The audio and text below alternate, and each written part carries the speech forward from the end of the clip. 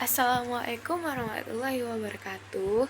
Di sini saya akan menjelaskan tentang bab 2 geografi, yaitu peta, penginderaan jauh, dan SIG atau sistem informasi geografis. Yang pertama itu kita ke peta. Peta itu selain representasi visual, peta juga memiliki skala yang menentukan rasio antara ukuran di peta dan ukuran sebenarnya di bumi. Misalnya 1:100,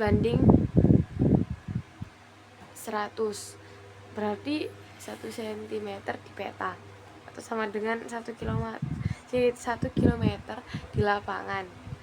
Ada juga simbol standar agar mudah dipahami oleh semua orang, seperti segitiga untuk gunung, lingkaran berwarna biru untuk danau.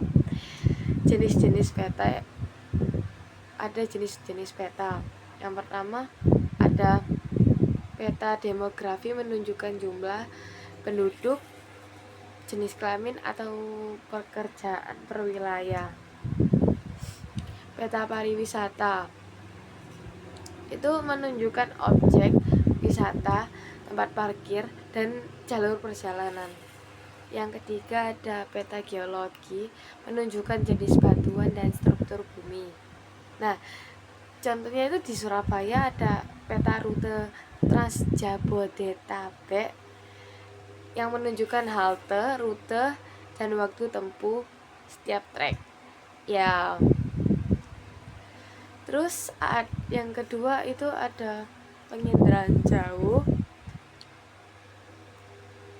Teknik ini bekerja dengan menangkap gelombang elektromagnetik yang dipantulkan atau dipancarkan oleh objek. Nah, ada 2 jenis objek utama. Yang pertama penginderaan pasif, menggunakan energi alami seperti cahaya matahari untuk menangkap citra, misalnya foto udara biasa gitu. Terus penginderaan yang ada penginderaan aktif, memancarkan energi sendiri lalu menangkap pantulannya, misalnya radar yang bisa bekerja di malam hari atau saat hujan. Nah, aplikasi yang lebih spesifik itu ada pemantauan pertumbuhan tanaman. Satelit bisa mendeteksi apakah tanaman padi di Jawa Timur itu sehat atau kekurangan air. Pemetaan perubahan lahan, melihat apakah hutan di sekitar berubah jadi pemukiman atau lahan pertanian. Pengamatan bencana gempa itu menangkap kerusakan bangunan setelah gempa yang terjadi. Yang ketiga ada SIG atau sistem informasi geografis. Nah, SIG itu gak cuma software, tapi juga gabungan dari data spasial, lokasi X dan Y, data atribut, informasi tentang lokasi, dan alat analisis. Cara kerjanya itu mengumpulkan data dari peta lama, penginderaan jauh atau survei lapangan. Yang kedua itu ada menyimpan data dalam database yang terstruktur. Dan yang ketiga mengelola dan menganalisis, misalnya itu menghitung jarak antar tempat, menemukan area yang paling strategis untuk membangun rumah sakit. Yang keempat ada menampilkan, itu sebagai peta interaktif yang bisa digeser atau diperbesar atau diubah tampilannya. Nah, aplikasi peta online itu seperti Google Maps menggunakan SIG untuk menampilkan rute terpendek, lalu lintas, dan lokasi tempat. Terus